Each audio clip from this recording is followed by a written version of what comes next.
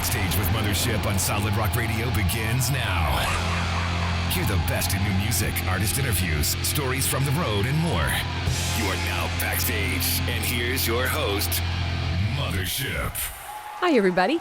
You may know him as the drummer of Random Hero or Zahna, or you may be familiar with his newest project, Nesdam. My guest today is Patrick Madsen. Well, hello, ma'am. Well, hello, sir. Good to see you. You too. First of all, we kind of go way back. Some people may not know this, but I started the Random Hero fan page. So I was there at the beginning. I don't know what year that was, but what was the year that you joined Random Hero and played drumming? 2014. So we're talking 10 years ago. Golly. I know. I just dated us on that one. So I saw you guys for the first time in 2014 at that show in the Carolinas. And of course, I've forgotten. Was that your first show with them, or was that the first tour? No, but it was the first tour. It just wasn't the first show. Okay. It was my very first tour with Random Hero. It was also my very first ever Christian tour. So that was the very last leg, and then we met you, and then we were in the Carolinas, and I think that was the first time I'd ever toured to the Carolinas too. So nice. I remember pulling Aaron to the side, and I said, "Is this guy a touring drummer, or is he official?" And he said they'd been talking about it, and then he turned to Los and Bertrand and said, "What do you think? Should we make it official tonight?" And I think they actually did.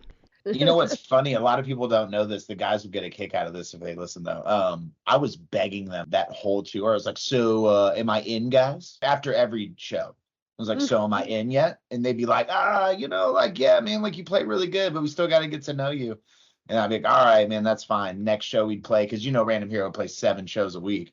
Right. The very next show, am I in yet? And they would put me off until the very last, I think show. They were like, "You're in." But yeah, you might have helped. You might have helped expedite that. I hope so. Yeah. Yeah.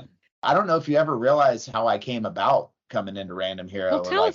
Yeah, well, that's how I met you. So it was kind of a fill-in position. My band had just kind of dispersed because the band I was coming from, which was up and coming, the singer just died. And so I was like, I'm trying to find something kind of different, kind of get away, and then found God in the midst of it, and then got an opportunity to play for a pretty rocking Christian band that was up and coming, and then came in as a fill-in. I think I was their 8th or 9th drummer. So there was no this is home, or this is a grounded position when you come in. And then it ended up being a home for 6 years. Wow. Yeah. It was pretty incredible. I mean, I learned a lot. It was awesome. It was fun. Is there anything else you want to share about Random Hero before we move on to Nesdam? Maybe an update on the status of the band? Yeah, as far as I know, with the guys, I think life has just gotten so different. I know everybody is about as far away from each other as you can be, and that wasn't on purpose. It was just kind of how life went. But I'm pretty sure Bertrand is almost in Canada. He's so far in Michigan. And then Aaron and Los, they're so far out on the coast, and then I'm all the way down in the south. I will say this: I've never wanted to be that one dude in the band that was like, "Hey guys, let's do a reunion or something to come back." But I've never ruled it out. I have called a couple of them and not mentioned it, but kind of just talked to them about future music and stuff. But it's such a sensitive thing, because you spend so much time in a band together, and you do so much incredible things.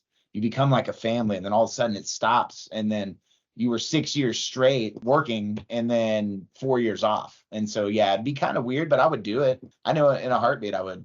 So you drifted apart physically and personally. Yeah, I think, I came into that band 24 years old. I was a young buck, and they were all in their, I think, mid-30s at that time. And they, had been through it for already 10 years as Random Hero at that time. They just, they had done it. And then when I came in, we started doing bigger things. But I think just where they were in life, Random Hero would have done the things that it did when I was in the band 10 years earlier.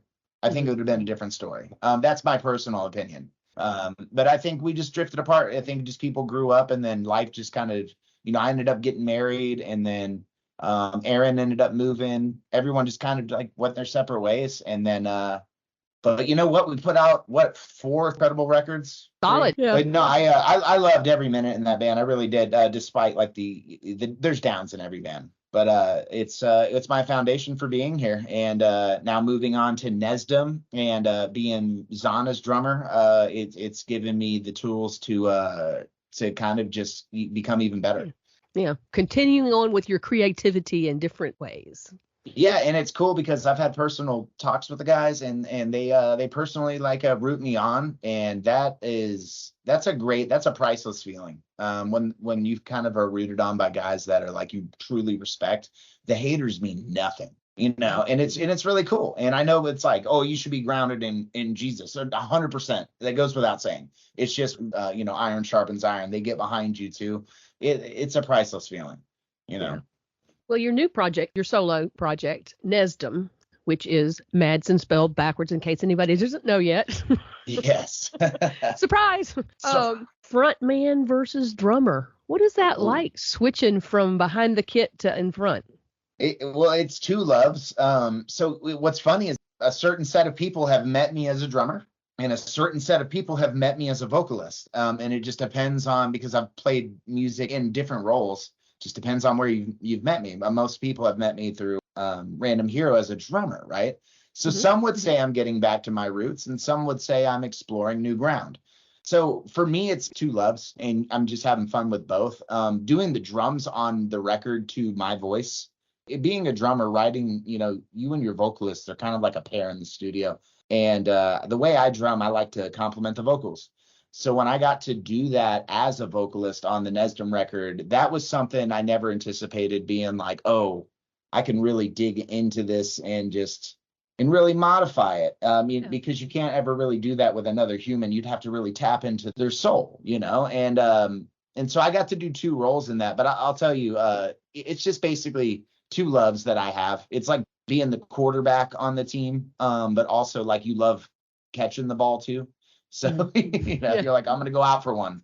How is that creative expression different when you're just doing drums versus being lead vocal? Oh, just how is it like different when oh Yeah. yeah, it's way different.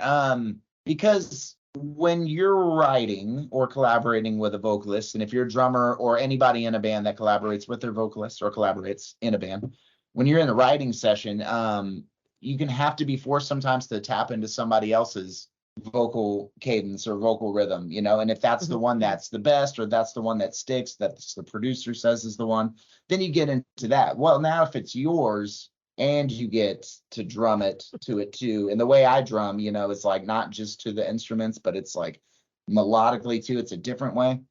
For me, it becomes a double whammy at that point. And it's just kind of like a songwriter thing, but it's just like, yeah, oh, wow, I get to really, in this section, cook. It's like, it becomes like all rhythm at that point. And I like to, it's staccato would be like the technical term, but it's my preface, I guess. Yeah. Let them cook. Let them cook. Yeah. That's right. Why don't you give us an idea about what happened between what you were doing with Nesdam and then how you got contacted for the new crossover records? Tell us the whole story. Yeah, no, for sure. So embarking on Nesdam was my basic passion project when I got out of Random Hero. When Random Hero was kind of just closing its doors, I wanted to keep going. Now, I was always my wife's drummer in Zahna. But at the time, we didn't have like too many dates going on because we were working on a new record called Stronger Than Death that eventually came out. So at that time, there was a lot of downtime, and then COVID came. So I started Nesdam. Nesdam just became this passion project. And then out of that came the song Crawl. And throughout the timelines of me just developing Nesdam and just continuing to write more music for it, that song graced Brain Head Welch's ears. Now, could have been an assortment of ways. It could have been from our best buddy, Matt Baird, or it could have been one of his friends just happened to text it. I did do a couple Whosoever events that they contracted us to play like some acoustic songs. Yeah. So I did run into him a couple times there, but it was nothing more than hi and bye.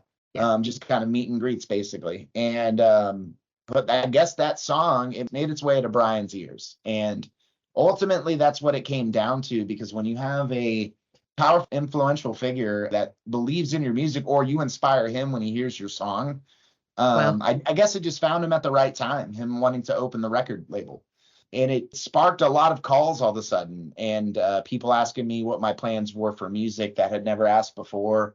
And it's kind of one of those movie moments where you're like, you don't really believe it's him, you know? Yeah. You're like, no way. I was like, dude, if somebody is really pulling the strings on me right now, they got me good because they are doing it well, you know? And, but no, it ended up being true. How did he reach out? Did he call you? Emailing us and setting up a Skype call much like this. Okay. So it was an email from his assistant, and then I believe it was a call from Matt Baird to tell me that I should be expecting an email from somebody important soon. It was really exciting. It was really cool. And it came at the worst point of my life when my dad died. Like this was all happening right when my father was passing, you know? So it was kind of like all I could think about was like Moses when the sea's getting parted. Like when they get to the sea, before it was parted, it just looks hopeless. Yeah. You know, and then all of a sudden it was like, whoa, you know, through all this devastation, there's beauty in ruins, you know, so you got to take the good with the bad. And matter of fact, the last thing I ever got to tell my dad was about this deal. And if for anybody who knows me, like my father was like my manager, my agent, like he booked all my shows, you know, he helped me get to shows on time. He did a lot in my career. And so it was like a special moment. And then all of a sudden, after we inked the deal, he's dead, like literally 2 days later after that call. And so, yeah, it was amazing. Like it just all happened. Life all happened at once, literally. So you find out Brain Head Welch wants to put you on his label. A few days later, your father passes. You must have felt every single emotion at the same time. Every single emotion. It was like from starting a project from nothing to it transpiring to something really cool to then losing the most influential figure in your life. Yeah. And then Zahna gets signed too. So it was like a double deal in a sense. It was like, this is the craziest thing. It was a roller coaster, you know. Before we move on with your story, I have to share my favorite Alan story. When he bought tickets for me to fly to Germany for Loud and Proud with Random Hero. Oh my gosh. Yeah.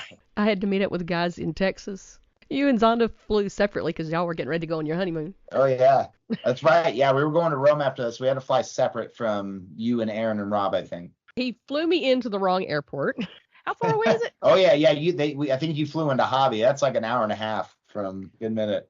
So I was like panicking. And so like I call and I'm talking to your dad and your dad says, "Are you sure you got on the right plane?" Like, no, I'm in Boston. Yeah, I know. like they're going to let me on the wrong plane. And then luckily because you knew about Ubers, which I didn't know anything about Ubers, you helped me. And I got an Uber and I got there in time. Yeah, that was great. It wasn't funny that day, but it was funny later.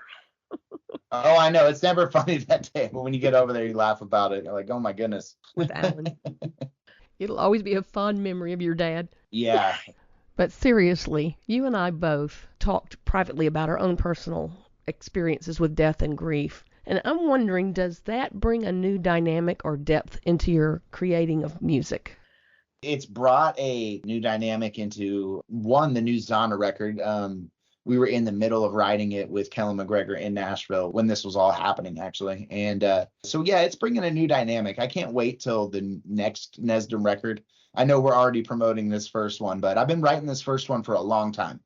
And wrote every song with a great team. My producer and my lovely wife were like the only team as far as creativity at the moment. And I love it. It's like I found the sense, and we're cranking out great songs. It's been joyous. And then also like it's got you looking over your shoulder at every point for the good and the bad, you know, coming. And then I have a song released today called Plastic Crown that just came out. It kind of speaks to that too. I just listened to that, by the way. Oh, yeah. Fantastic new song. So now that we're talking music, let's get into the new album. Yeah, so the album coming out January 17th called Find the Truth, debut Nesdam album. It's going to have 10 songs on it, and we're releasing singles. We just released the latest one, Plastic Crown, today, but we're releasing 4 singles leading up to it, and there's already 4 singles out, but those 4 singles that kind of started Nesdam before the signing and everything, they're remixed and reattacked in a sense. They sound thicker, bigger than ever than the first ones. They kind of match just the new style and the 4 years kind of catching up with the times. And so they're remixed, remastered versions of the first ones. And then there's 6 brand new ones and we're releasing new singles as we go. But there's a feature with Miggy from El Nino on there. There's a feature with Marco Pera on there that you can only get on the album. I think when you listen to this album, top to bottom, it makes for a good listen. Any of the particular songs that stand out you'd like to tell the story behind? The hardest part for me, for this album in particular, when anybody has asked me, which one do you want to be the next single? Which one is your favorite? Which one would you like to run with? I'm like, dude, they're all kind of my babies because they're all so near and dear to me because they're so about my life. You got the person that experienced the story, and then the author, the same person, and then the artist is the same person. So it's like, I think that's what's unique about the record is you get all of that in once. You literally get me as an artist. I'm painting you the picture. But if there's one song on there that I think is like I think is super important, I think it's Crawl. I think it's the song that started it all. I think when you listen to the remastered version that's on the album, the remix version, it's a tale of a man that has been through a lot, that he almost gave up, and that he hit rock bottom so hard he ended up bouncing to the top and going, oh my gosh, look what's up here. I'm so sorry, and got a second chance. I think like people barely get second chances. Somehow I did. Somehow I became a drummer in an amazing band called Random Hero. And one day it closed its doors. Then I became a signed singer to an amazing label from Brain Head Welch, through him. And also get to be the drummer in Zahna, And so that song speaks to a man that was willing to throw all of that away and then was like, grabbed it at the end and said no and did better with it than he ever did. So it's a tale of redemption. That's what finding the truth is. That's what the record is. Find the truth. Is we could all be redeemed. We are all amazing. We have to pursue that on the daily, because if you're not, then you're literally making a case to pursue the alternative. Tell us about Plastic Crown, because that's your latest one that you've just put out. So this one can be touchy, but Plastic Crown was, I'm a man that from a military family. I'm a man that almost joined the military. I got a brother that is highly ranked, father that was, rest in peace, that was highly ranked. It's kind of like the tale of why didn't you ever join, Pat? And it's just because I didn't ever believe in anything like governmental that the wars were about. If you know me personally, I have my own opinions politically. And just talking about why I felt dying for war pigs in a way, it's kind of like an Aussie thing, was the right thing to write about at the time. Now you have to realize this album was written during COVID. So I'm locked away without my rights, sitting there thinking that some invisible virus is going to kill me and my wife every day. And it can make a man go stir crazy and write a song like Plastic Crown. It's kind of it was a song about the times, but I feel like it's a song, if you don't listen to my specific reason why I wrote it, I feel like it's a song that if you listen to and you apply it to everything that's going on in your life, you'll resonate with it like a lot. So yeah. Tell me about The Hill. Oh, The Hill. So that's kind of about self-awareness, that you can be the biggest problem in your life. You can be the thing that's keeping you away from accomplishing your dreams. It can be you. We always tend to blame it on others, or it's so easy to blame it on anybody but ourselves, anything but ourselves. But when we truly look at ourselves in the mirror, and this is not every time, it's just the tale of The Hill was a time that I had to look at myself and be like, dude, you are the problem. It's actually, they're right. You need to really work on yourself and go back to the drawing board. And that was me writing a song about it. The Hill was just, what is it? The pre-chorus is never again, living in filth, living in sin. Never again, I'll find my truth, and it's kind of just like, oh my gosh, I went too far. It's redemption again, which is like the tale of the album. But in that sense, realizing that self-accountability was everything. Tell me about Joyride, because that's a little bit different vibe than some of the other tracks. Yeah, so one thing that's cool is writing songs like with my wife. I mean, Zahna, it's like, wow, couldn't married a better one there. She not only is she good looking, but she is just one of my favorite musicians I've ever been a part of projects with. And so every time we get an opportunity to collaborate, we always try to go outside of the box. So we wanted to be a little different than the rest of the album that you'll hear with Nesdam. And so this one, it kind of goes into a different zone.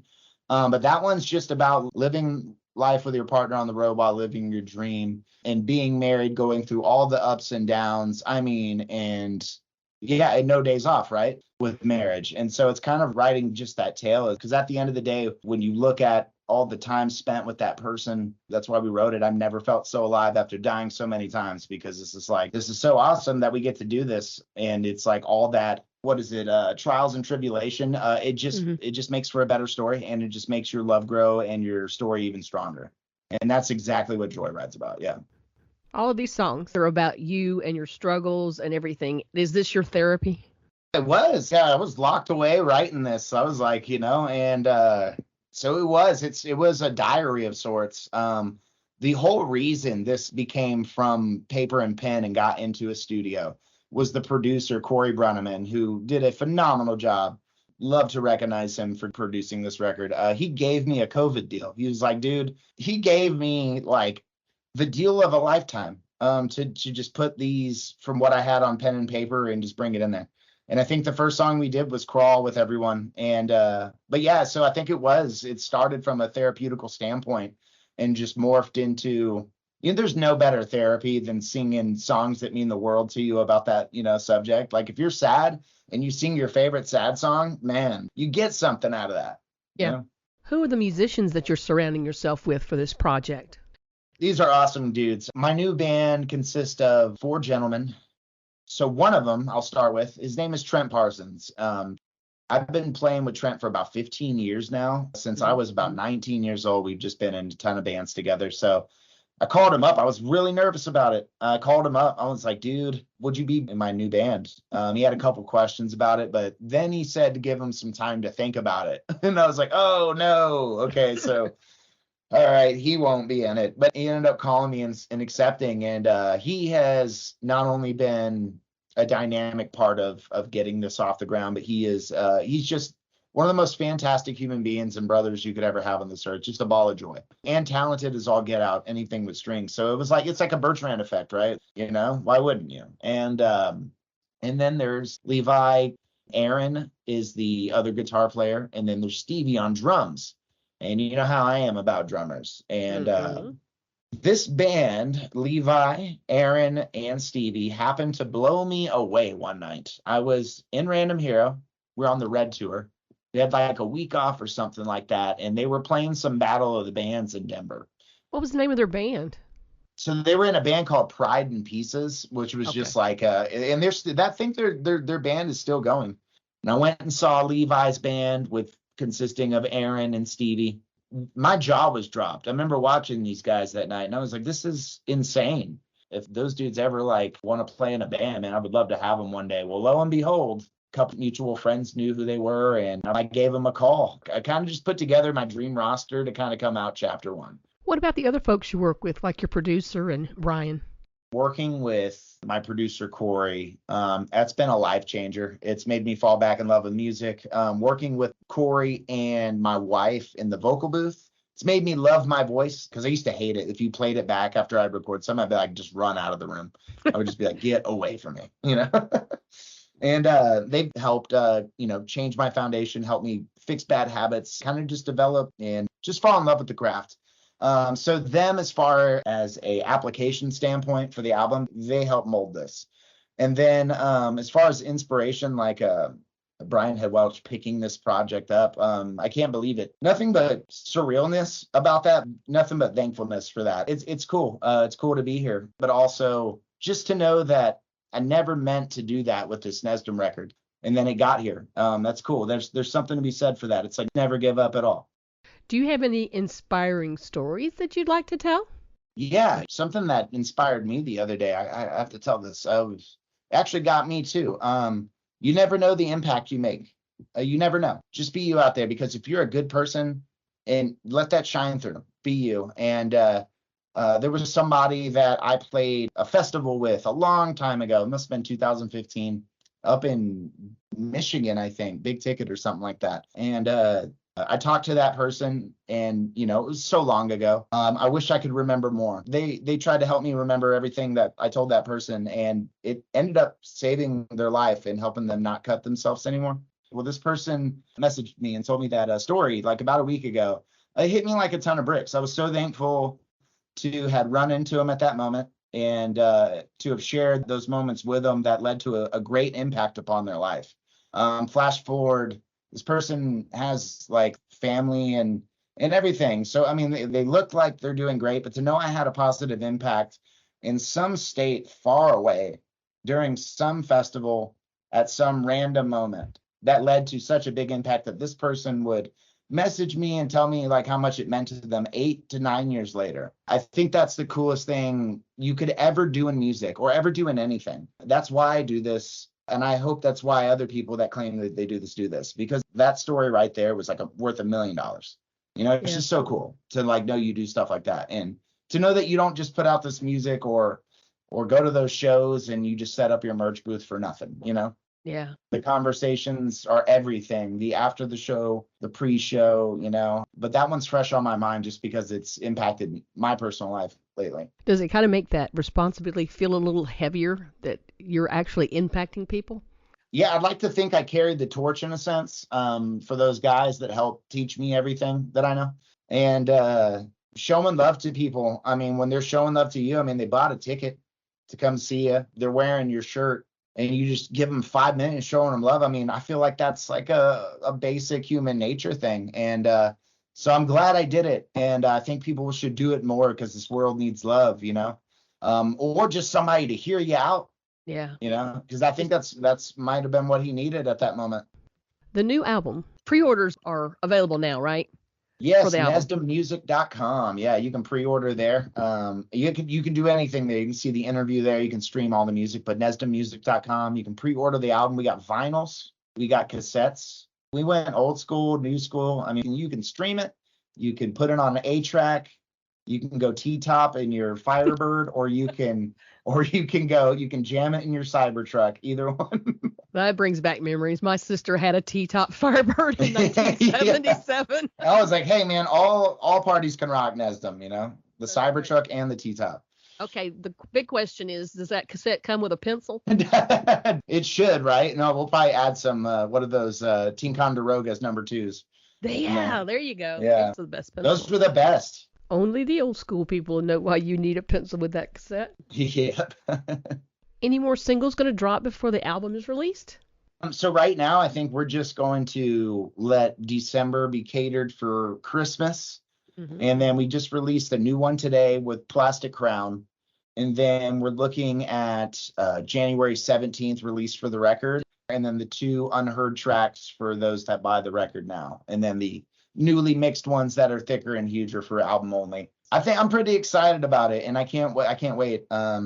You have to realize that we spent, and when I say we, I mean me and my wife, spent hours, and if not days, on making the track listing for this record perfect.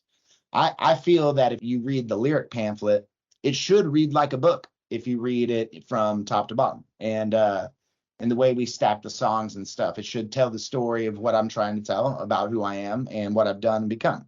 And that makes me just really excited. It's truly a piece of art from me to you guys, and now it's turned into a team, and I can't wait till chapter 2 and then the next record you get from us. We're starting to grow a little bit. I like that old school sentiment too of it telling a story, the album, listening to it in order, from track to track to track. I still can't get over just the streaming thing of just hit and miss songs.